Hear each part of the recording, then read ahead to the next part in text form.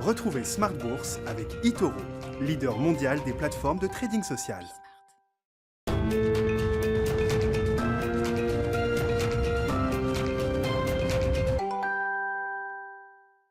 C'est reparti pour Smart Bourse, votre double dose quotidienne de marché en direct sur Bismart, chaque jour à la mi-journée, 12h30, 13h, et le soir, la grande édition, le grand digest de l'information économique, financière et boursière pendant une heure à partir de 18h30. Au sommaire ce soir, la fièvre acheteuse des particuliers qui retombe et le marché qui rebondit. On a regagné jusqu'à près de 2% aujourd'hui à Paris. Le CAC 40 a effacé ainsi plus de la moitié de sa baisse enregistrée sur le mois de janvier. On était parti autour de 5700 points, on s'est retrouvé à 5400 points et même un peu moins, et on est ce soir en clôture à plus de 5560 points pour le CAC 40.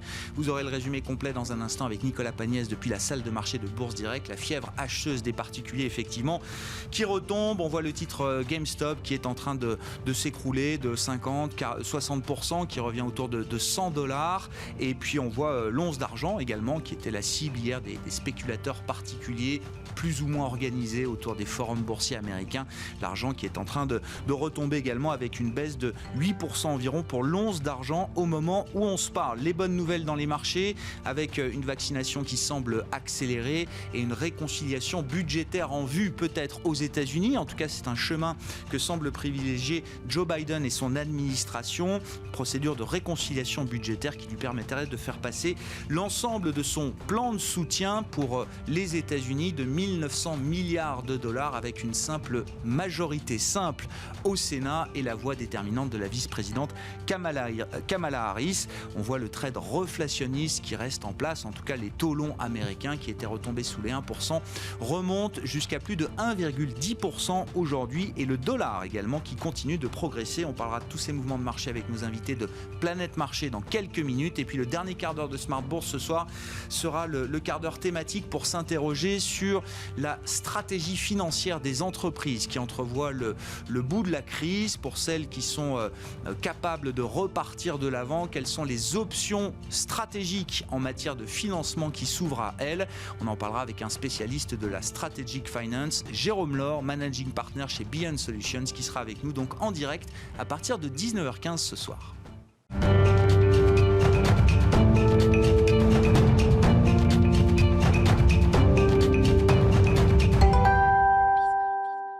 Tendance, mon ami, chaque soir, c'est le résumé complet des infos du jour sur les marchés après la clôture en Europe. Une clôture positive ce soir encore, et Nicolas Pagnès qui est avec nous depuis la salle de marché de Bourse Direct. Clôture dans le vert ce soir pour le CAC 40. L'indice parisien gagne 1,86% à 5563 points.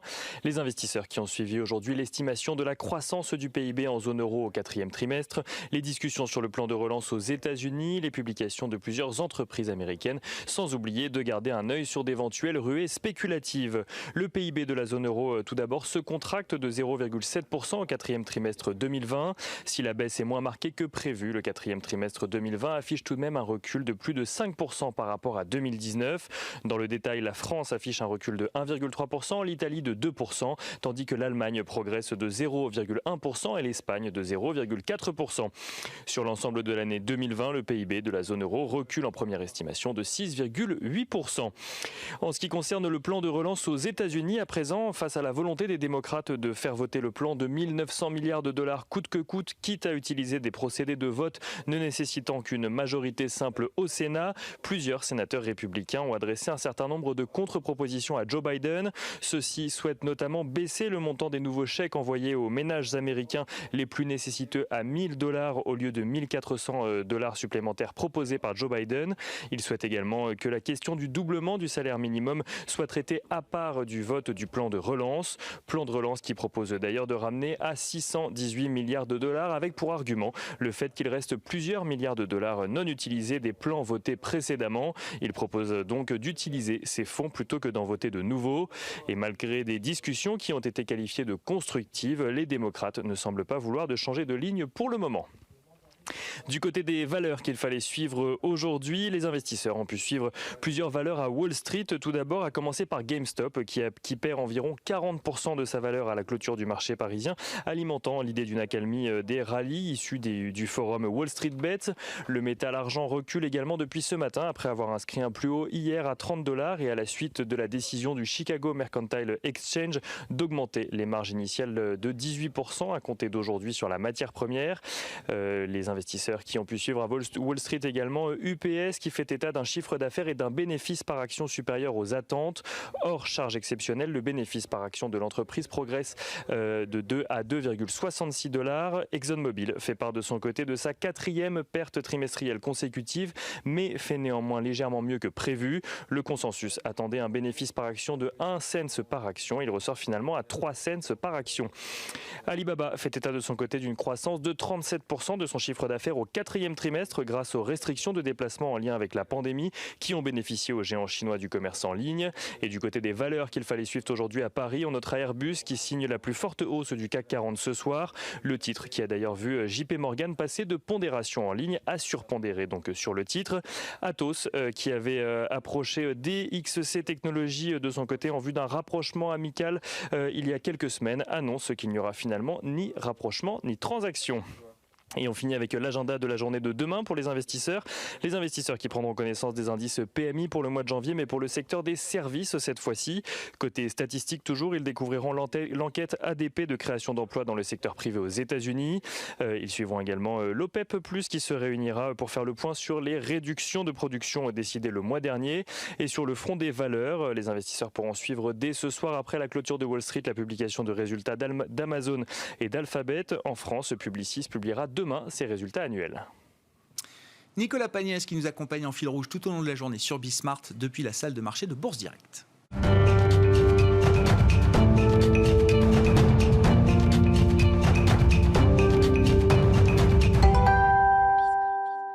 Trois invités avec nous chaque soir pour décrypter les mouvements de la planète marché, planète animée depuis quelques jours par la fièvre acheteuse des particuliers. On va largement y revenir évidemment ce soir encore avec Aymeric Didel, directeur de la gestion de Pergame. Bonsoir et bienvenue Aymeric. Bonsoir. Merci d'être là. Éric Venet, directeur de la gestion de Montbleu Finance qui nous accompagne également. Bonsoir Éric. Bonsoir. Et Frédéric Rosier, le co-responsable de la gestion de portefeuille chez Mirabeau et compagnie. Bonsoir Frédéric. Bonsoir. Bienvenue. C'est intéressant de noter quand même que la fièvre acheteuse des particuliers ciblée sur quelques actifs très spécifiques, les valeurs les plus shortées, est en train de retomber violemment aujourd'hui. GameStop, l'emblème de ce mouvement de Wall Street Bets, comme on l'appelle aujourd'hui, est en train de chuter de 50-60%. Et dans le même temps, le broad market, comme on dit, c'est-à-dire le marché global dans son ensemble, lui, rebondit très fortement. Intéressant de noter quand même ce mouvement de va-et-vient. Je ne sais pas s'il faut faire une corrélation d'ailleurs entre les deux, Frédéric. Il y a eu une hystérie la semaine prochaine. La semaine dernière. La semaine dernière. Ouais. Pardon, c'était la fin d'un système. C'était tout allait casser. C'est les gilets jaunes de la finance étaient là. Et finalement, les choses retournent, à mon avis, un peu à la normale. Cette fièvre acheteuse qui a été entraînée par des sites a entraîné pas seulement une valeur. Hein. Honnêtement, vous allez sur le marché français. Moi, j'ai redécouvert des sociétés. Voilà, des sociétés. Je me dis, ça existe encore. Attendez, moi, c'est une question que j'ai posée tout au long de la semaine aux gérants qui sont passés. Est-ce que vous voyez sur les marchés européens, français, un phénomène de diffusion? Non, c'était pas très clair. C'est-à-dire Nokia, oui. Ouais, Nokia dans les grosses, mais c'est vrai que dans les petites valeurs, on a vu des variations assez significatives sans information plus que ça. Donc, je pense qu'il y a des petits porteurs qui ont voulu jouer aussi un petit peu à ça en disant il y a un raz-de-marée, une conscience collective qui s'est éveillée, mais voilà, une révolution, derrière chaque révolution il y a un marat, et honnêtement je pense que ce mouvement a été à mon avis orchestré, et est-ce qu'il va s'arrêter du jour au lendemain? Peut-être, j'en sais rien. Après, un bon dossier reste un bon dossier. Et la vérité, c'est les chiffres qui le donnent. Hein. C'est les résultats, c'est le chiffre d'affaires, c'est la croissance des bénéfices. Une entreprise, si vous multipliez par 10, 20 ou 30, alors qu'elle fabrique, elle produit rien. Le cours de bourse, vous voulez dire? Le cours de bourse. Oui. Voilà, l'exemple, c'était Netflix qui vendait au départ des DVD. Je pense que ceux qui ont voulu s'attaquer à Netflix parce qu'ils vendaient du DVD qu'on distribuait par la poste sont pour leurs frais. Là, en l'occurrence, c'est vrai qu'il y a une vraie spéculation sur des dossiers qui étaient des fois qui sont plutôt en bout de course. Donc je pense que tout naturellement, le régulateur va se pencher sur le sujet. De toute façon, quand vous dites, tour de table, bien sûr, messieurs, mais Frédéric, quand vous dites... Bon, déjà, les gilets jaunes de la finance, est-ce qu'il y a une connotation caricaturale, péjorative derrière ? Non, mais je vous laisse expliquer ce terme. Et quand vous dites mouvement possiblement orchestré, qu'est-ce que ça veut dire pour vous ? Non, c'est pas péjoratif. C'est l'expression d'un mouvement qui serait parce que ces particuliers, justement, supportent plus ce genre de regard que les professionnels peuvent porter sur leur manière de faire aujourd'hui pouvoir dans le marché. Un peu casser un establishment pour le coup qui était présent, qui oppressait par des ventes à découvert. Et la question, c'est est-ce que l'initiative de ce mouvement, est-ce qu'elle est venue par ce vox populi ou effectivement il n'a pas été impulsé par des grandes mains, des grosses mains. Donc ça, honnêtement, j'en sais rien, mais on est en droit de se poser la question. Bon, Aymeric, réflexion. Il y a quand même une conjonction de facteurs qui a généré en fait ce mouvement. Il faut bien se rendre compte qu'on est à un moment où on met à disposition de particuliers un système qui permet d'investir sur des petites valeurs, notamment des valeurs qui ont des petits nominaux, qui valent peu cher en bourse. Des penny stocks, ou assimilés à des penny stocks. Qui le sont certains évidemment devenus à cause des shorts, parce que la valeur a fortement baissé. Et ça arrive à un moment donné où on donne de l'argent aussi aux Américains. Donc c'est un moment aussi où on vous donne de l'argent pour investir, et on en donne à tout le monde, toutes les classes sociales, et particulièrement ceux qui en théorie en ont le plus besoin. Et on leur explique que les grands financiers ont tous fait fortune ces dernières années en investissant en bourse. Quand on vous permet, en plus d'aller sur un site, de faire du levier sur chaque titre que vous pouvez acheter, vous pouvez le nantir pour en acheter d'autres, ça vous donne une puissance importante. Quand vous mettez ça sur la thématique un petit peu du jeu, parce que ce sont beaucoup aussi de personnes qui sont jeunes, quand on regarde les clients de ces applications, de ces sites, qui sont souvent des banques en ligne, des fintech, qui permettent de faire ces investissements, on a une conjonction de facteurs qui sont réunis pour engendrer cette volatilité. Et on voit ce qui s'est passé la semaine dernière. On a eu les informations qui sont venues des États-Unis avec ces sites qui recevaient ces ordres.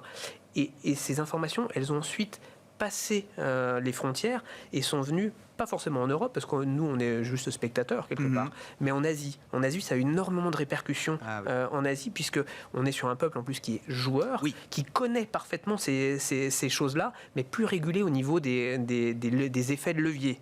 Et donc, eux se sont tout de suite engouffrés également et augmenté ces volatilités qu'on a vues sur ces marchés. Alors, est-ce que ça va durer ? Est-ce que ça va tenir ? Là, oui, le régulateur va sûrement intervenir. Alors, certains diront que c'est pour protéger une partie des institutionnels, c'est peut-être aussi pour protéger le particulier, parce que quand on fait du levier, on met son patrimoine à risque, ça c'est très clair. Les grands hedge funds, certains se gargarisent en disant que c'est la petite finance qui investit et qui ne sait pas ce que c'est. Moi, je suis pas forcément dans cette mouvance-là. Moi, je préfère regarder ce qui se passe, parce qu'aujourd'hui, ce sont des mouvements qu'on a vus en Asie être très puissants. Aux États-Unis, on sait que ces mouvements peuvent être de nouveau très puissants. Par contre, une fois régulés, c'est tout. Donc il ne faut pas du tout se dire c'est un épiphénomène, ça va se normaliser, demain c'est fini. Non, il y a une prise de conscience importante de la part des investisseurs pour dire attention, c'est un phénomène qu'il faut regarder, parce que ces jeunes qui sont aujourd'hui à aller sur tous ces forums, tous ces sites de discussion, d'échange, ces plateformes, ils ne vont pas s'arrêter demain. Surtout s'ils ont commencé par gagner de l'argent. On dit toujours que quand on commence dans le bon sens... Ils ont plutôt connu l'expérience inverse, puisque sur GameStop, en tout cas, qui était l'emblème de ce mouvement... Combien valait GameStop au début ? Ça valait $20. C'est parti de $20 début janvier. C'est monté à 400-500, ça vaut $100. Donc ceux qui ont été au début, ils ont quand même pu, pour certains, gagner de l'argent.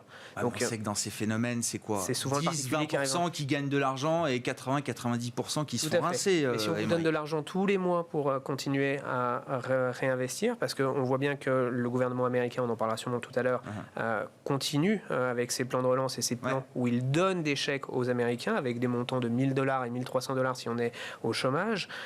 Clairement, ce sont des montants qui deviennent investissables. Et quand on peut faire du levier, ça veut dire qu'on vous remet de l'argent tous les mois pour pouvoir en tout cas multiples fois pour pouvoir remettre de l'argent dans le marché. Si c'est un mouvement qui est installé, en tout cas qui potentiellement peut ressurgir, continuer de vivre, qu'est-ce que ça implique pour les investisseurs professionnels comme vous, Émeric? Alors ça va impliquer peut-être un peu plus de volatilité. Moi, je pense qu'il y aura quand même une normalisation de ces systèmes parce que les histoires de levier, on a vu ce que ça a donné dans le passé entre rappelez-vous, la bulle des subprimes, c'est du levier sur de l'immobilier. Et au final, ça a explosé en termes de bulles.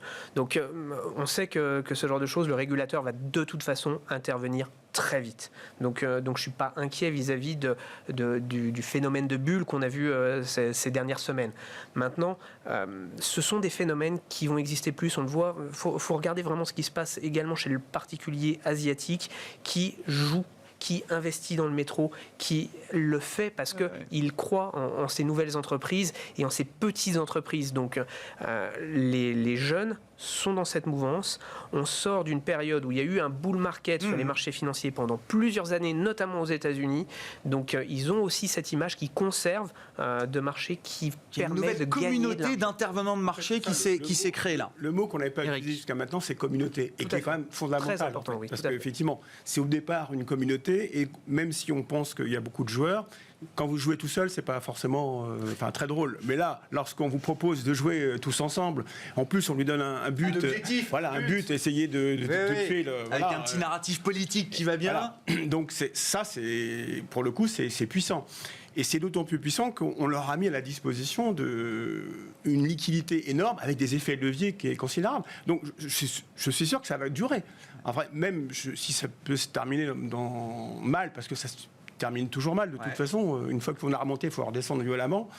Ce qui est dommage, c'est que GameStop n'ait pas utilisé l'argent à un moment donné pour faire des AK. Oui, bien sûr. Ils auraient pu lever de l'argent. American Airlines a levé ou prévoit d'en lever, je crois. J'ai vu AMC, si je dis pas de bêtises aussi, la chaîne de cinéma qui était dans la cible des short-sellers et donc de Wall Street Bets. Et c'est là ils ont levé de l'argent. C'est là où l'économie réelle doit être plus forte. Puisque vous voulez jouer comme ça, je fais. C'est toujours la même histoire. Ils peuvent faire une AK, mais qui va souscrire à l'AK?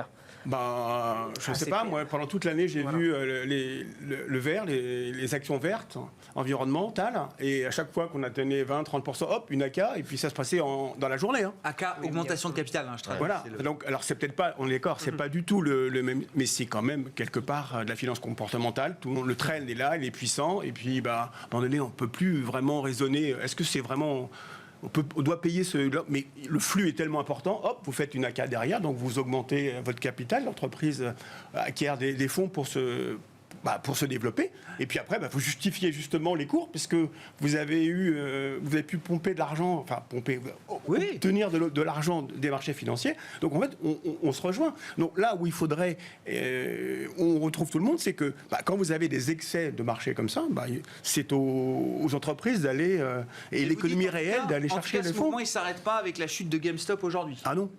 Non, parce qu'on a vu qu'il y a une puissance de feu qui est phénoménale. Mais moi, ça me fait penser au même exemple. C'est quoi la conséquence pour l'investisseur professionnel? La volatilité, oui. Vous allez suivre les listes de valeurs qui circulent sur Wall Street Bets en vous disant, tiens, soit j'essaye de me mettre dans leur sillage, soit au contraire, je définis un univers qui n'est plus investissable pour moi. Un investisseur, un univers qui serait l'univers d'investissement des particuliers mais quand spéculateurs, acheteurs. Quand je vois un titre qui prend 40%, je le vends parce qu'il n'y a pas de raison. Je sais que c'est que du flux, je vends. J'ai pu sortir tous mes Nokia. Je me traînais mes Nokia, je ne savais pas quoi en faire. Boum, 40%. Voilà. Vous avez profité du mouvement. Voilà, j'avais des mines d'argent, j'ai gagné 40%. Il y a eu 40% de volatilité. Vous sortez. Comme toute l'année, comme on l'a fait. C'est-à-dire que vous profitez d'une volatilité excessive engendrée par des liquidités et surtout un jeu qui est aujourd'hui très sympa, puisque vous avez l'impression de faire joujou et en plus de faire mal aux vilains financiers. Donc, mais c'est ça qui risque de changer quand même à un moment donné, c'est que, et c'est pour ça que je parle de normalisation à un moment, parce qu'on en revient souvent quand même à l'investissement et au fait que prendre du capital, acheter une entreprise, acheter une action, c'est prendre une part du capital et financer sa croissance, notamment quand il y a des augmentations de capital. Donc on en revient quand même à un moment donné historiquement, on en revient toujours sur ces fondamentaux-là. Donc l'histoire ça du reste vrai, Émeric, parce que là, les 5, 6, 7, 8 millions de particuliers américains de Wall Street Bets, visiblement, ils se fichent totalement des fondamentaux des entreprises dans lesquelles ils investissent. Le mot est d'ailleurs un peu fort. Ils sont dans un jeu dont le but est de dézinguer l'establishment de Wall Street. Oui, mais c'est comme quand vous allez au casino. Si vous restez au casino pendant des heures, vous savez très bien qui c'est qui va gagner. C'est le croupier. C'est le croupier, c'est pas vous. Donc on est exactement dans ce cas-là. C'est pour ça que le régulateur va intervenir, parce qu'aujourd'hui, ça ressemble plus à un casino que les marchés financiers. Et or, quand une entreprise vient sur les marchés, c'est pas pour qu'on vienne jouer avec son capital et faire bouger. C'est pour chercher du capital pour financer son développement, sa croissance. Donc c'est là où, historiquement, en tout cas, on a toujours eu une reprise des fondamentaux qui revient. Donc, ce retour en fondamentaux, il est toujours à prévoir sur les marchés financiers. Au bout d'un moment, toujours. toujours. Et si je peux me permettre, Bien sûr, ce phénomène-là, je veux dire, c'est vrai qu'il y a eu cette histoire-là de la semaine dernière, mais c'est pas récent. Si vous regardez ce qui se passe sur les crypto-monnaies, quand vous avez un monsieur Elon Musk qui tweet sur le Doge, que personne ne connaissait honnêtement à part lui il y a encore quelques mois, quand vous voyez l'évolution du Ripple par exemple, ce phénomène où concrètement, c'est pas une attaque vis-à-vis des crypto-monnaies. Il l'a fait sur Signal aussi, la messagerie. Voilà. Mais ça, c'est ce côté un peu révolutionnaire. Mais cette volonté d'une meute, quelque part, de faire monter un sous-jacent qui n'a pas de valeur financière, comme peut l'être une société qui a en quasi dépôt de bilan, on le connaît depuis des semaines et des semaines. Sauf que là, ça nous surprend plus parce que c'est dans notre univers d'investissement. Nous, autour de cette table, on n'est pas investisseurs de crypto-monnaie, pas en direct. Alors c'est vrai que ça nous touche finalement notre sphère, la sphère du réel, la sphère sur laquelle la grosse masse de liquidités... Sur les marchés traditionnels. Là. Marchés traditionnels. Mais ce phénomène existe malheureusement depuis des semaines, voire des mois sur les crypto-monnaies. Et pour connaître bien le marché chinois et d'avoir vu, de mes yeux vu, les applications à Shanghai par exemple de trading, ça ressemble à du Candy Crush, faut le savoir. Ah ben, on l'a pas évoqué, mais c'est le phénomène de gamification de ces applications qui entretient dans le métro, mouvement. vous voyez, dans le métro de Shanghai, pour l'avoir vu, vous avez des Chinois qui tapent comme ça. Voilà, c'est pour le nom, la couleur, voilà. Et c'est honnêtement, je pensais que c'était un jeu. On s'aperçoit vraiment que c'est un système qui fait un phénomène moutonnier. D'ailleurs, on dit souvent que le marché chinois est un marché très moutonnier. Donc là, la psychologie des marchés est la plus importante. Et on voit cette amplitude qu'on a eue sur l'immobilier, sur des actions en Chine, très très fort. Donc c'est pas nouveau. C'est nouveau pour nous et ça nous heurte parce que c'est dans notre univers de connu. Je comprends. Voilà. Et qui touche éventuellement notre sphère de confort, qui est la sphère réelle. Cette nouvelle donne, alors évidemment, comme chaque nouvelle donne sur les marchés, il faut faire avec, bien ou mal, j'en sais rien, mais vous disiez c'est un sujet de régulation. Je ne sais pas jusqu'à quel niveau de détail ou de précision vous pouvez aller, Frédéric, mais c'est quoi une approche, enfin la philosophie d'une bonne approche qui vous paraîtrait appropriée en matière de régulation? Parce qu'on ne peut pas interdire à ces investisseurs particuliers de s'intéresser au marché, on est plutôt d'ailleurs content qu'ils s'intéressent au marché boursier. La coordination d'un mouvement à l'achat. Enfin, comment on démontre ça? Parce qu'on écrit sur un forum, il faut acheter GameStop, on va dire que c'est coordonné. S'il en faut un peu plus quand même, Frédéric. Il y a une forme de manipulation de marché quand même, donc ça on peut pas le nier. Donc pour moi, c'est dans la limite du... Parce que tout le monde écrit que j'achète du GameStop, qu'il y a une coordination ou un concert. Non, mais le côté simultané, je pense que ça pose un réel problème et je pense que le législateur va se tourner sur cette problématique, de savoir oui ou non. Il y a eu un message. Je vois pas comment il peut faire. Enfin, comment vous voulez interdire Elon Musk de mettre son petit Bitcoin sur son adresse Twitter? Là, c'est une personne qui donne un message, comme un analyste financier donne son message. 45 millions de personnes sauf qui que le suivent derrière, sur Twitter. Bitcoin prend 20%. Hein, donc, en fait, on vient juste de découvrir la puissance des réseaux sociaux, qu'on utilisait juste en termes de politique et qui faisait des mouvements sociaux. Sauf que maintenant, c'est des mouvements dans la finance. Mais on ne peut pas non plus leur dire c'est les vilains, parce qu'on a fait la même chose. Moi, je me souviens, à cette même table, en novembre, on s'aperçoit que SoftBank a utilisé des effets de levier fantastiques. Enfin, je ne pensais même pas qu'on pouvait faire la même chose. On a eu 3 jours de déstabilisation du Nasdaq. Enfin, on a eu la même chose, pareil, il y a 3 jours, de déstabilisation du Nasdaq. vous ne pouvez pas autoriser les institutionnels à faire la même chose et puis dire aux particuliers, c'est les vilains. Enfin, si, donc, parce que personne pleurera sur les pertes d'un SoftBank ou d'un hedge fund Melvin Capital. Ouais, par contre, tout le monde pleurera. Non, mais par contre, tout le monde pleurera le jour où la veuve du Midwest, parmi les 5 millions de Wall Street Bets qui ont suivi le mouvement, se retrouve en patrimoine négatif. Elle s'était fait saisir sa maison en 2008. Là, elle se retrouve en patrimoine négatif parce qu'elle a acheté du GameStop avec trop de levier et trop tard. Et là, tout le monde pleurera dessus. Et là, ça deviendra un sujet politique. Il faut contrôler. Les pertes de SoftBank, tout le monde s'en fiche. Et c'est normal. Et c'est normal. Ce sont des professionnels. Ils prennent leurs risques. À partir du moment où vous avez cette masse d'argent, c'est pas tout le monde s'en fiche. Je veux dire, je sais pas, on a eu derrière des marchés difficiles. Bon, on s'en est bien sorti, mais ça aurait pu déstabiliser les marchés. Là, bon, ça n'a pas déstabilisé, encore que ça dépend. On verra combien il y a de morts dans le circuit. Oui. Mais ça est aussi déstabilisant. Le problème, c'est qu'on n'a pas de moyens de contrôler ça, parce que vous n'avez pas de moyens de contrôler les réseaux sociaux. C'est la même chose en termes de politique. Ouais. Mais comme Twitter a banni Donald Trump, Robinhood limite le trading sur certaines des actions quand il le souhaite. Tout à fait, on revient sur un sujet qui est très important, c'est la dérégulation du système bancaire américain, où finalement on est allé dans l'excès opposé de ce qu'on connaît nous en Europe au niveau de la régulation bancaire, qui est quand même extrême à outrance. Là-bas, ils ont dérégulé énormément. Ce qui fait qu'aujourd'hui, ça leur permet de pouvoir proposer ces systèmes de levier extrêmes. Donc pour chaque stock acheté, ils peuvent le nantir pour en acheter d'autres. Et on est vraiment dans quelque part le cœur de la problématique.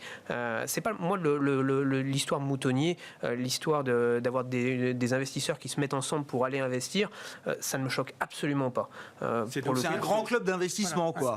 Pour moi, ça n'a rien de choquant. Par contre, l'histoire de leur donner accès à un levier infini, on reste sur ce qu'on en revient tout à l'heure, ça reste du fondamental.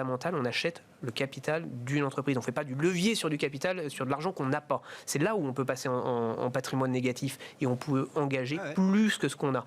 Donc la régulation, pour moi, elle doit beaucoup plus aller sur les histoires de levier qu'on a aujourd'hui dans les marchés financiers. Si on regarde les moyens de mise à la disposition et non pas effectivement ceux qui l'utilisent. Exactement. C'est les moyens qu'on leur donne. Si on regarde l'autre partie du problème ou du sujet, c'est-à-dire la partie qui concerne les vendeurs à découvert, ils ont eu très peur. Ils ont eu très peur.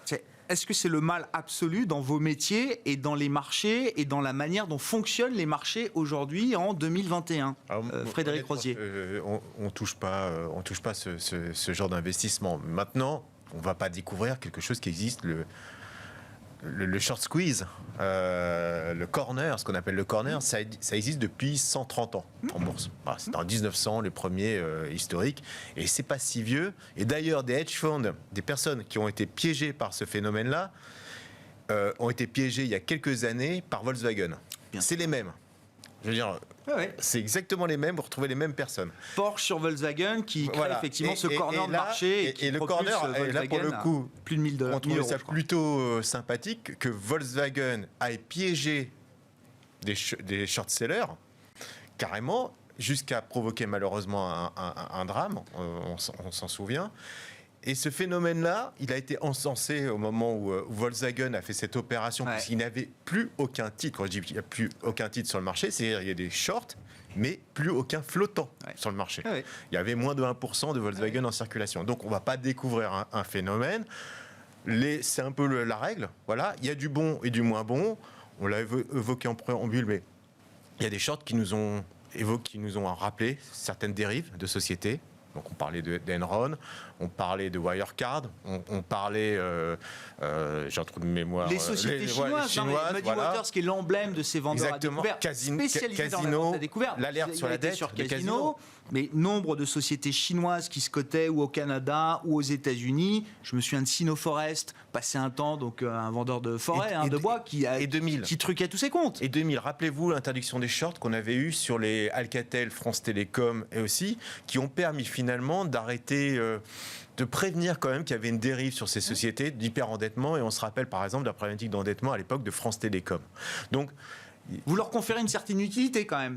Il y a un message d'alerte, c'est-à-dire que pas toutes, il y en a qui ont des intentions plus belliqueuses, mais il y en a qui effectivement parce qu'ils ont des dossiers relativement costauds sur une approche financière, notamment d'hyperendettement, ont à un moment donné alerté le marché d'une certaine dérive. Bon. Pourquoi le marché repart là? Depuis 2 jours, on a repris encore 2% quasiment aujourd'hui en Europe. On revient à l'équilibre depuis le début de l'année, même légèrement positif. On a effacé au moins la moitié de la baisse qu'on avait connue là sur le CAC entre 5007 et 5004. Pourquoi le marché repart aujourd'hui, Aymeric? Il y a eu plusieurs phénomènes. On était fin de mois la semaine dernière, avec pas mal de phénomènes de prise de bénéfices de fin de mois. Une grosse méga guerre sur l'histoire des vaccins, la fourniture des vaccins partout en Europe par exemple, où ça a été quand même assez violent. On a quand même l'impression qu'il y a une vraie problématique là-dessus en Europe, avec la problématique anglaise du Brexit qui est derrière. Donc ça a fait quand même un tout petit peu peur au marché. On avait des chiffres économiques qui étaient un tout petit peu moins bons finalement, notamment en Allemagne. En fin de semaine dernière. Donc tout ça avait contribué à une baisse. Mais pour le moment, on reste dans un phénomène de marché où c'est de l'achat sur repli. Depuis des mois, on a ce système-là. Tant qu'on a des banques centrales qui ne changent pas d'un iota leur discours, et qui est plus qu'accommodant, qui est plus que toute vanne ouverte, plus que jamais, donc à créer tous les véhicules nécessaires pour finalement soutenir les économies. Pour le moment, on a tous les ingrédients pour qu'à chaque fois qu'il y a des baisses, on ait des investisseurs qui reviennent sur les marchés. Donc, on a ce phénomène qui est présent et on ne peut pas lutter contre. Tant qu'à chaque fois, honnêtement, pour moi en tout cas, tant que le discours ne change pas, qu'on n'a pas le moindre mouvement dans le discours des banques centrales, parce que ce n'est pas les mouvements de taux, on les aura après, c'est les discours des banques centrales qui vont engendrer des mouvements sur les taux qui après se retraduiront dans les marchés. Qu'est-ce qui ferait changer les banques centrales de discours, alors, Aymeric? Pour le moment, pas grand-chose, parce qu'elles n'ont pas beaucoup de choix. Les pays ne peuvent pas faire grand-chose, les économies sont clairement à l'arrêt. On a heureusement la Chine qui semble sortie quand même de tout cet environnement et qui pallie à toute la baisse de croissance économique de tous les autres pays, parce qu'il faut bien voir que pendant ce temps, en Asie, en Chine, ça tourne à 200%. Enfin, 200%, oui, l'expression, mais oui, l'expression, c'est revenu quasi à la normale. Mais ils sont pleine production là-bas. Ils pallient à toute la production qui ne se fait pas dans les pays développés. Donc pour le moment, ils soutiennent l'économie mondiale. Donc c'est ces équilibres qui font qu'aujourd'hui, ça tient. C'est-à-dire qu'aujourd'hui, on aurait la Chine qui aurait de nouveau d'énormes problématiques sanitaires. On serait, à mon avis, pas dans les mêmes circonstances de marché. Pour le moment, on a une zone qui est quand même relativement importante qui soutient l'absence de croissance ailleurs. Eric, qu'est-ce qui justifie, selon vous, ce qu'on peut définir comme un optimisme de marché, toujours? L'optimisme, aujourd'hui, il y a 3 jours, ça ne l'était pas. En fait, c'est le narratif, voilà, c'est l'histoire qu'on se raconte. On est dans la finance comportementale, c'est simplement. On a eu alors, vous savez que j'aime bien le trend, on est toujours dans notre trend. Au fur et à mesure qu'on voit moins de vaccins, on descend, et là, hop, on redit qu'il y a finalement un peu plus de vaccins. Aujourd'hui, on a appris que le vaccin russe était relativement efficace, d'après Lancet, qui apparemment est une revue notoire. Bon, donc ça redonne un petit peu. Et puis, comme on avait quand même bien chuté les 2 derniers jours. C'est les vaccins, toujours. Oui, toujours. Oui. Pour moi, l'économie, il y a longtemps que je ne fais plus de narratif économique. Voilà, peu importe. C'est l'histoire, c'est de se dire. Ce qu'on est sûr, c'est qu'on a une telle envie de consommer que lorsque on sera sorti, là, il y aura quand même une grande augmentation de la consommation, enfin un grand run. Jusqu'à maintenant, on ne sait pas. On se fait peur de temps en temps. Finalement, il y a 3 jours, on dit on ne va pas s'en sortir. Hop, là, on a un peu plus d'espoir. On va naviguer comme ça pendant quelques mois. Apparemment, là, on a l'air d'avoir un peu plus des dates. Madame Merkel vient de nous dire que finalement, à l'été, tous les Allemands seront vaccinés. Enfin, ceux qui le souhaitent seront vaccinés. Voilà. Dès qu'on a une vision un peu plus positive de la chose, hop, on est reparti, parce qu'il n'y a pas de changement d'histoire. Et la tendance de fond, au-delà du storytelling quotidien, Eric, vous dites c'est quoi? C'est quand même une vaccination qui accélère, une reprise qui accélère, enfin des bonnes surprises économiques devant nous. Ça va être l'histoire de 2021 sur le fond de la croissance, de l'inflation peut-être. Est-ce que c'est l'histoire qui est devant nous là, en tendance? Il y a plusieurs. D'abord, c'est où est-ce qu'on met le démarrage. la sortie de crise. Et donc là, vous allez avoir une forte poussée. Après, on s'interrogera sur l'inflation, parce que ça va être générateur d'inflation, puisque c'est la prochaine question que vous allez me poser. Et après, la deuxième question, c'est que feront les banquiers centraux par rapport à cette inflation. Voilà. Sachant qu'il y a quelque chose qu'on a rajouté par rapport au mois précédent, c'est que maintenant, il faut qu'on, moins aux États-Unis, on monte les taux d'intérêt, parce qu'on s'aperçoit que quand les taux d'intérêt sont vraiment à la cave, c'est le gambling, les marchés financiers, c'est le casino. Donc il serait sage d'avoir un peu plus de rendement sur les obligataires pour capter des capitaux qui n'aillent pas sur les marchés actions. Et donc ça devient un peu plus compliqué pour les banquiers centraux, au moins aux États-Unis. Donc c'est ça l'histoire. Et c'est une histoire qui va durer 9 mois, 10 mois. Et après, on verra. Frédéric ? Alors la question, pourquoi ça monte ? On peut rajouter aussi les résultats, puisque... c'est quand même les fondamentaux. C'est quand même, on peut revenir un peu à l'essentiel quand même. C'est le vieux monde qui parle. Voilà. Non, mais allez-y. Non, mais évidemment. Mais bon, on a aujourd'hui plus de 50% des sociétés du S&P qui ont publié. Ouais. Grosso modo, 80% sont au-dessus des attentes. Non, mais il y a des phénomènes quand même. Par exemple, sur les anticipations et la révision des guidance, on est même sur un niveau qui, par exemple, pour le premier trimestre, qui est au-dessus de la moyenne même habituelle. Donc on voit qu'on a tendance à remonter sur le premier trimestre. Les résultats sont assez significatifs. Je trouve, par exemple, si on revient sur LVMH, sur ce qui se passe en Asie.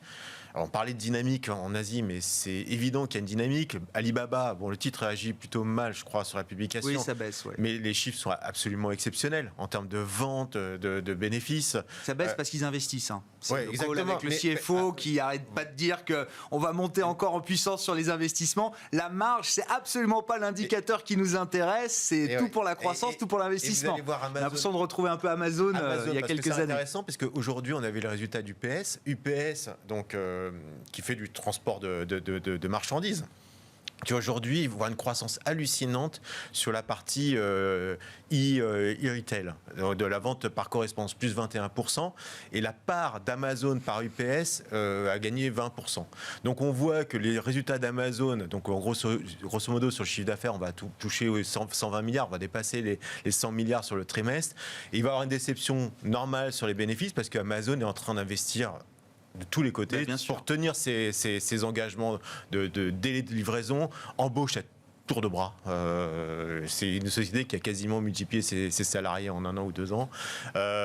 Et voilà, tous ces chiffres montrent quand même qu'il y a des entreprises aujourd'hui qui sont dans une dynamique, il y a eu Microsoft aussi, qui sont dans une dynamique qui est même meilleure que l'année dernière. Et c'est des opportunités pour l'investisseur. Ces méga caps dont vous parlez, elles ont encore du vent dans les voiles parce qu'elles sont toutes ou presque quasiment sur des plus hauts historiques en termes de valo, en termes de prix. Mais l'économie est sur une patte aujourd'hui, c'est-à-dire que la patte asiatique.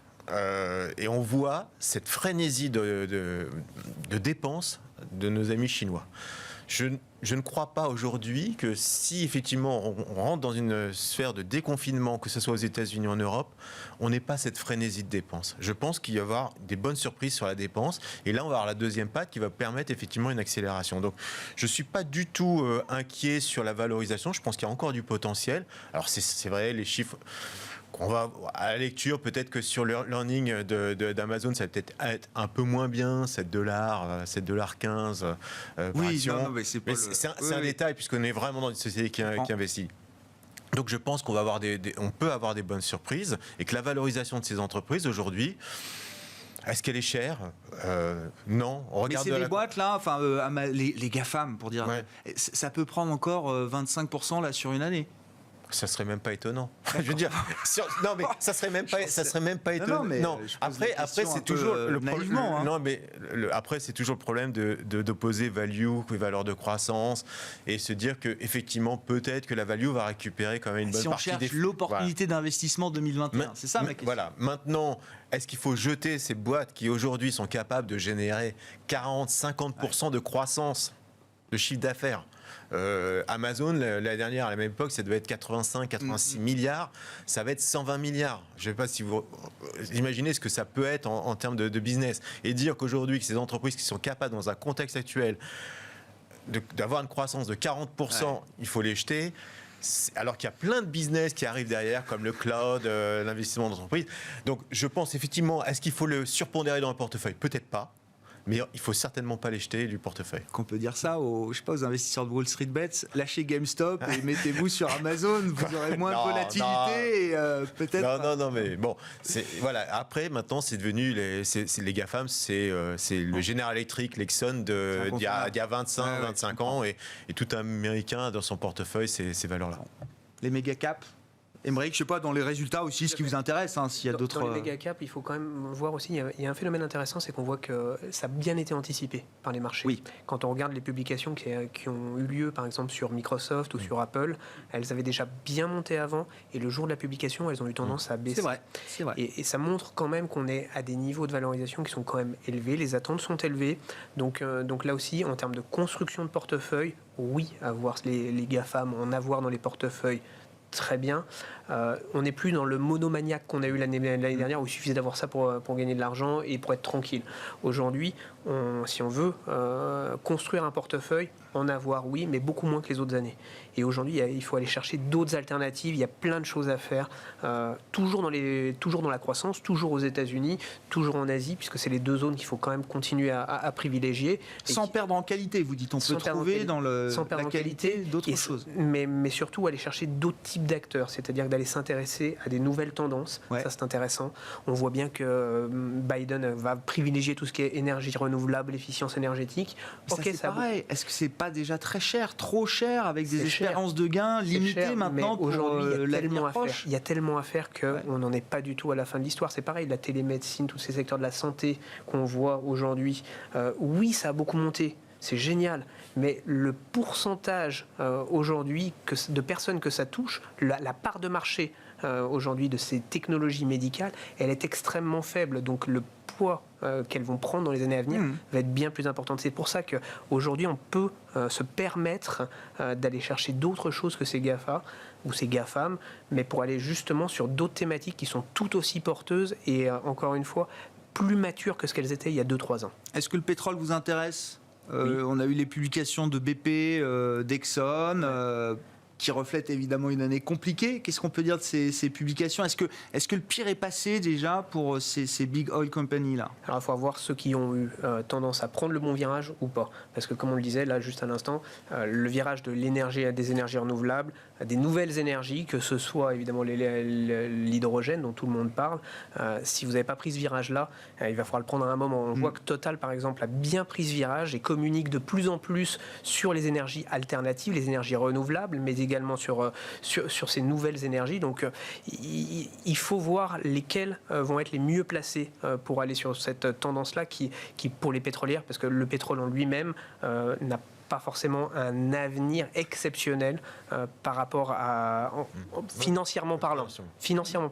On va toujours avoir besoin de pétrole, ça c'est sûr, on en consommera toujours, l'industrie en a besoin. Mais à côté de ça, on a besoin d'aller investir dans des énergies renouvelables, alternatives, même si aujourd'hui 99% de l'hydrogène produit est fait avec de l'énergie finalement fossile, mais il n'empêche que au final, si c'était produit par des énergies qui sont plus vertes, ça aurait beaucoup plus, ça serait beaucoup plus intéressant et ça deviendrait quelque part des vraies énergies propres. Donc il y a du potentiel. Des entreprises arrivent à prendre ces virages et il faut mieux aller sur ces candidats-là aujourd'hui. Eric, il faut juste rajouter que la question du timing est importante parce que je le disais tout à l'heure sur les valeurs de l'environnement, je suis toujours acheteur, sauf que je suis acheteur maintenant parce qu'elles viennent de perdre 25%. Voilà, faut profiter. En fait, il faut connaître ces boîtes. Et puis, vous pouvez très bien faire la même chose sur du Apple. Il a perdu 10% alors qu'ils ont annoncé des résultats canonissimes.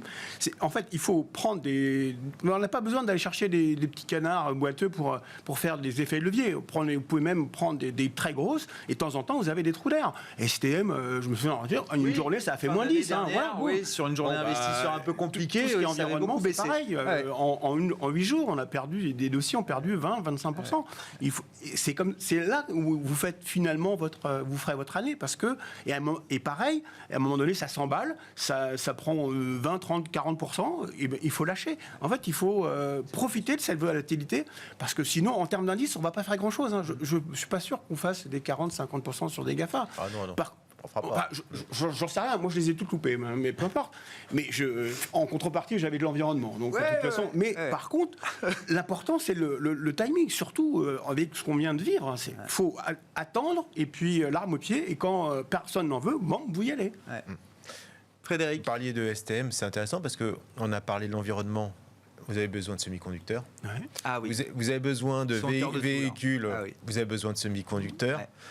D'électronique, vous avez besoin de semi-conducteurs. De la santé, vous avez besoin de semi-conducteurs. Donc vous comprenez aujourd'hui pourquoi il y a une pénurie de semi-conducteurs, que Taiwan Semiconductor est en train d'augmenter ses capacités de production, STM obligé. En réalité, c'est le vrai risque, peut-être même de cette année, c'est de savoir que quand vous avez 500 000 véhicules qu'on n'arrive pas à sortir parce qu'il n'y a plus de semi-conducteurs et qu'on subit quelque part la politique aussi de Trump vis-à-vis de la Chine, hein, c'est une des résultantes. Ça, c'est un secteur, on peut jouer tous les scénarios. On ne voit pas comment on peut avoir une forme de ralentissement puisque il y a par exemple la téléphonie, on pense que la téléphonie mobile, c'est-à-dire on n'achetait plus avant des entreprises uniquement pour la vente de smartphones, mais maintenant c'est quelque chose aussi, on a vu avec Apple, il faut s'intéresser. Donc là, on parle encore de semi-conducteurs. Donc c'est un secteur, aujourd'hui, on voit que tous les flux arrivent vers ça, l'efficience énergétique, la capacité de réduire... Ils sont au cœur de tous les enjeux, de tous les challenges. C'était quand même l'industrie la plus cyclique au monde, peut-être il y a encore quelques années. Il y avait des problèmes de capacité, surcapacité, sous-capacité, stock, déstockage en permanence. Et alors là, ils sont sur un boulevard. On parlait forcément de semi-conducteurs, donc les flux d'environnement sur l'environnement vont happer les semi-conducteurs, les technos. Bon bref, on voit bien aujourd'hui que c'est un secteur qui est extrêmement porteur. Et là, on parlait de est-ce qu'après un parcours exceptionnel, on peut avoir encore un parcours exceptionnel. Tout n'est pas dans les prix encore, une fois, pour ce secteur qui est une évidence pour beaucoup d'investisseurs quand même aujourd'hui. On n'est pas en train de le découvrir là. De savoir oui ou non, et finalement, non, ils augmentent leur capacité de production et la marge, elle est toujours exceptionnelle. Donc, c'est vrai, SEITech, par exemple, aussi, on voit un parcours exceptionnel. Donc, c'est vrai qu'on ne voit pas sur ce secteur-là, à part d'un bouleversement économique majeur, qu'est-ce qui pourrait, quel que soit le secteur, bouleverser cette tendance ? On s'arrêtera sur le secteur des semi-conducteurs pour ce soir. Messieurs, merci beaucoup d'avoir été les invités de Planète Marché dans Smart Bourse sur Bismart. Frédéric Rosier, co-responsable de la gestion de portefeuille chez Mirabeau et compagnie.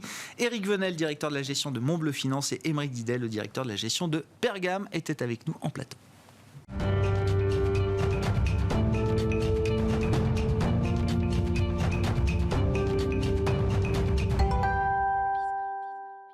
C'est le quart d'heure thématique de Smart Bourse chaque soir à partir de 19h15 en direct. Le thème ce soir, c'est le thème de la finance stratégique, Strategic Finance. On en avait parlé il y a quelques mois avec Jérôme Laure, qu'on retrouve à mes côtés en plateau. Bonsoir et bienvenue. Bonsoir, Jérôme. Vous revenez pour nous parler de Strategic Finance en ce début d'année 2021, Managing Partner de Beyond Solutions, parce que 2021 est quand même l'heure des grandes questions en matière de finances d'entreprise, de finances stratégiques. Comment gérer la sortie de crise quand on est une entreprise qui a survécu déjà, qui se redresse, voire qui est plutôt dans un état financier satisfaisant. Avant d'apporter un peu de perspective, de prospective sur cette question-là, peut-être juste un état des lieux, les termes de l'équation aujourd'hui. On est encore en train de gérer l'urgence pour un grand nombre d'entreprises en difficulté, avec des dispositifs, le PGE en France étant l'emblème de ces dispositifs de soutien, qui sont amenés à perdurer aujourd'hui, Jérôme. Oui, absolument, Grégoire. En fait, la crise sanitaire a entraîné une perte des revenus pour les entreprises, ce à quoi le gouvernement français a répondu par les prêts garantis par l'État, ce qui était probablement la bonne solution pour redonner de l'oxygène. Mais c'est arrivé avec une situation aujourd'hui, quand on cumule les deux, perte des revenus, augmentation de la dette, qui fait que les entreprises françaises sont les entreprises les plus endettées du monde, les entreprises privées. Hein. Je ne parle pas de... J'avais pas cette spécificité française en tête. Oui, j'en avais d'autres, mais pas forcément celle-là. C'est quoi la métrique que vous utilisez pour dire ça, Jérôme ? Un rapport de la Banque des règlements internationaux qui a dit qu'on était endetté à hauteur de 167% du PIB. Donc c'est 3 400 milliards d'euros. Hein. L'endettement des entreprises privées non financières. Exactement. Là où la Chine, c'est 162%. Et l'Allemagne, 67%. Donc on retrouve un petit peu les écarts de dette publique en plus prononcés entre l'Allemagne et la France. La dette publique, je crois, ça doit être 124% du PIB en ce moment. Si vous prenez 2000 milliards de produit intérieur brut, 167%, c'est 3 300 milliards. La dette de l'État à 124%, c'est 2 500. Ça veut dire que la dette des entreprises privées françaises, c'est 1 milliard de plus que l'État. Donc, soutenabilité, qu'est-ce qu'on fait pour absorber cette dette et repartir de l'avant, en fait? Bon, alors, la première solution pour les entreprises en difficulté, c'est qu'encore une fois, tous ces dispositifs vont être prolongés. Absolument. Ça, effectivement, pour les entreprises en difficulté. Pour celles qui s'en sortent, je crois que la Banque de France a chiffré les besoins de fonds propres, c'est ça, pour les entreprises qui vont s'en sortir. 50 milliards. Pour les entreprises dont saines. 20 milliards pour des petites et moyennes entreprises, c'est ça, absolument. Jérôme? Tout à fait. Pour ces entreprises-là, vous en accompagnez certaines sur ce chemin justement du financement, des réflexions stratégiques autour de la finance, qui est un outil qui permet d'atteindre ces objectifs. C'est comme ça que vous présentiez votre métier. Jérôme, comment se posent les termes de l'équation? Est-ce que déjà il y a une question de savoir, est-ce que je renforce mes fonds propres? Est-ce que ma situation d'endettement est soutenable? Quelles sont les questions là qui vont se poser pour ces entreprises saines aujourd'hui? Alors les questions sont celles-là, mais dans un environnement un peu particulier, pour faire une forme de transition avec le plateau précédent, qui est que on a un environnement de marché boursier qui est très porteur, et d'autre part un marché de la dette qui est très bon marché. Donc si on prend une grande entreprise cotée aujourd'hui en France, elle doit pouvoir emprunter grosso modo entre 1 et 2% si sa situation financière est à peu près saine. Le coût de l'equity de cette société-là va être entre 8 et 12. Donc si vous êtes le directeur financier ou la directrice financière de l'entreprise, qu'est-ce que je fais? Est-ce que c'est le bon moment d'augmenter mes fonds propres? Si vous êtes une société privée avec un partenaire de type private equity au capital, ces gens-là sont des investisseurs financiers professionnels, ils mettent leur equity au travail, ils attendent une rentabilité, ils s'endettent peut-être un petit peu plus cher, mais ils vont faire un peu le même calcul. Qu'est-ce qui se passe? Il reste la troisième population, des PME, 20 milliards de besoins. Et là, paradoxalement, l'État met un peu le verre dans le fruit parce qu'il propose les prêts participatifs, qui est une autre spécificité française. C'est-à-dire, c'est quoi? C'est un crédit, mais qu'on ne rembourse qu'après les banques. Donc, il est subordonné au remboursement des prêts bancaires. Donc, le législateur, de façon assez astucieuse, a dit juridiquement, cet outil, ça va être des fonds propres. Donc, pour les banques, elles vont pouvoir prêter parce qu'elles vont pouvoir le voir comme des fonds propres, sauf que la comptabilité, le Conseil national de la comptabilité, dit c'est de la dette. Donc, le message, pour répondre à votre question, c'est un peu de dire, est-ce que finalement, on n'est pas dans un environnement de dette qui cannibalise un peu la réflexion sur les fonds propres? Et comment la repositionner, en fait? Beaucoup d'entreprises, finalement, encore une fois, dans ces entreprises qui sont saines, viables, qui ont un accès plus ou moins large au marché de capitaux ou aux sources de financement, beaucoup de ces entreprises, finalement, vous dites, vont continuer de faire le choix de la dette. Oui, parce que naturellement, elles vont se dire, pourquoi est-ce que je ferais autrement? Et ça, c'est assez dangereux. Qu'est-ce qui peut les réorienter vers les fonds propres? Je veux dire, à quoi servent les fonds propres pour des entreprises qui ont un accès à la dette avec un coût aujourd'hui imbattable? Alors, il y a deux façons d'appréhender la question. Il y a une première solution qui serait de l'appréhender par les risques. Et une autre façon qui sera plus vertueuse par les opportunités. Les risques, c'est de dire, c'est de ne pas avoir fait 3 exercices. Premier exercice, c'est de se dire, finalement, quelle va être ma situation financière demain à un horizon court-moyen terme? Comment mon compte de résultat va être impacté quand on repart, quand la croissance reprend? Ça va déterminer ma capacité de remboursement de dette. On parle des fonds propres, mais le PGE peut être amorti. Il y a plein d'entreprises en France qui ont beaucoup de mal à se projeter sur leur trésorerie, sur leur cash flow prévisionnel, sur leur structure de capital. Et il est impératif qu'elles le fassent maintenant pour mesurer l'enjeu ou non d'un fonds propre. Deuxième chose, c'est que se passe-t-il si soudainement le marché de la dette se ferme? Parce qu'aujourd'hui, tout va bien. On en parlait hors antenne. Est-ce que le marché va se fermer? Il y a tellement de liquidités, c'est pas évident. Mais si ça se passe, qu'est-ce que ça veut dire pour mon business? Donc, toujours cette anticipation. Troisième anticipation pour les sociétés cotées. Quand on voit la hausse et la performance boursière en ce moment, est-ce que finalement, se diluer, c'est si mauvais que ça pour mes actionnaires? Et est-ce que demain, si j'ai besoin de faire une augmentation de capital, le marché sera toujours là? Donc ça, c'est les éléments à appréhender côté risque, ou côté danger. Côté opportunité, c'est plutôt de se dire, imaginons qu'un scénario de danger se matérialise et que je ne l'ai pas anticipé. Dans ce cas-là, j'ai deux situations qui sont pénalisantes. Un, je peux devenir une proie. C'est-à-dire que je me retrouve affaibli, je n'ai pas anticipé l'affaiblissement, je n'ai donc pas anticipé mes moyens de rebondir ou de survivre dans cet environnement contraint. Deuxième situation, c'est la situation ne se dégrade pas tant que ça pour moi, mais je n'ai pas les moyens d'être moi-même prédateur pour acquérir et faire de la croissance externe. Donc finalement, passer à côté d'opportunités. Donc il est très important d'anticiper ses besoins personnels, et en même temps de se dire, si je regarde le marché en cas de retournement, etc., finalement, quelles sont les opportunités qui s'offrent à moi si j'ai la bonne structure de capital et le bon niveau de trésorerie. Et dans quel cas l'entreprise doit faire le choix des fonds propres, par exemple, selon vous, Jérôme ? Dès qu'elle voit des opportunités de croissance. En fait, ce qu'on voit en ce moment, c'est que, paradoxalement... C'est le financement de la croissance. Ouais, c'est le financement de la croissance ou... Mais là, il serait peut-être un peu trop tard, le financement d'une difficulté à pouvoir rembourser sa dette de façon structurelle. C'est pour ça que le prêt participatif est un peu dangereux parce que c'est pousser à 8 ans un sujet de dette. Et est-ce que les entreprises peuvent se projeter à 8 ans sur leur capacité de remboursement ? C'est un peu facile de le mettre sous le tapis et de se dire on y arrivera toujours, on verra demain. Mais à force de le reporter à demain, on peut avoir un souci dans le présent. Bon, les entreprises que vous accompagnez là aujourd'hui, je sais pas, elles sont dans quelle situation ? Est-ce qu'elles retrouvent de la visibilité ? Est-ce que vous voyez des profils et des situations très différentes ? On parle toujours de ce fameux cas là. Est-ce que vous le vivez vous avec les entreprises que vous accompagnez, Jérôme ? Alors Dieu merci, les entreprises qu'on accompagne sont plutôt des entreprises qui ont des perspectives de croissance. On n'a pas eu à accompagner de personnes en restructuration. Donc ça c'est une bonne nouvelle. Les domaines dans lesquels il y a des opportunités de croissance sont assez incroyables. Et peut-être là encore que ça explique les niveaux de valorisation en bourse. C'est vrai, évidemment, c'est tarte à la crème de dire ça en ce moment dans tout ce qui va être transition écologique ou énergétique.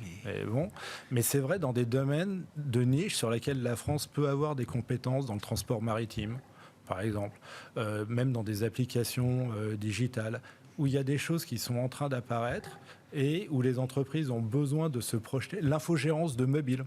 Un cas, ça c'est improbable, ça nous est arrivé l'autre jour. Il y a des opportunités de croissance qui sont significatives et les entreprises réalisent qu'elles ont besoin d'un accès au marché de capitaux pour réaliser leurs rêves et finalement concrétiser leurs ambitions. Et ça veut dire pour cette partie des entreprises qui ont de la croissance embarquée ou de la croissance devant elles, ça veut dire qu'on rentre aussi dans un cycle de fusion-acquisition peut-être qui va être important. Vous parliez de ces entreprises à l'offensive, se poser la question de savoir si je suis une proie ou un prédateur. On entre dans un moment où les fusions-acquisitions vont être un thème important. Je pense qu'elles vont être un thème important de consolidation et de renforcement en fait, de la solidité de certains acteurs. En fait, il y a deux situations. La situation où clairement il est opportun d'utiliser des acteurs sains pour consolider dans une industrie des parts de marché importantes. Et d'autre part, se dire finalement, est-ce que... Alors avec le problème de la valorisation des fonds propres justement des entreprises en private equity, mais est-ce que finalement ça ne me permet pas d'aller plus vite sur certains secteurs que de devoir le faire en croissance organique ? Mais le sujet de la valorisation existe dans le public, mais ça existe aussi dans le private equity, bien sûr. Significativement. Les valos dans le non coté sont plus élevés aujourd'hui que sur le marché coté. C'est-à-dire que la prime de liquidité qu'on accorde d'habitude au marché coté est devenue une prime d'illiquidité. Exactement, pour le private equity. Tout à fait.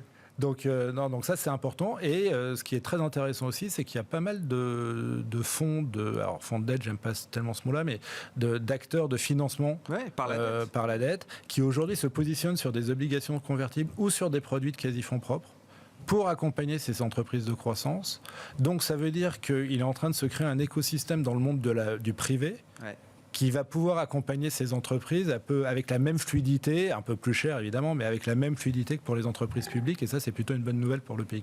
Merci beaucoup, Jérôme. Merci d'être venu nous voir pour évoquer ces sujets stratégiques autour de la finance et de la finance d'entreprise, du financement des entreprises. Jérôme Laure, qui était à mes côtés en plateau, Managing Partner de Beyond Solutions dans le quart d'heure thématique de Smart Bourse ce soir. On se retrouve demain en direct à 12h30, bien sûr, sur Bismart.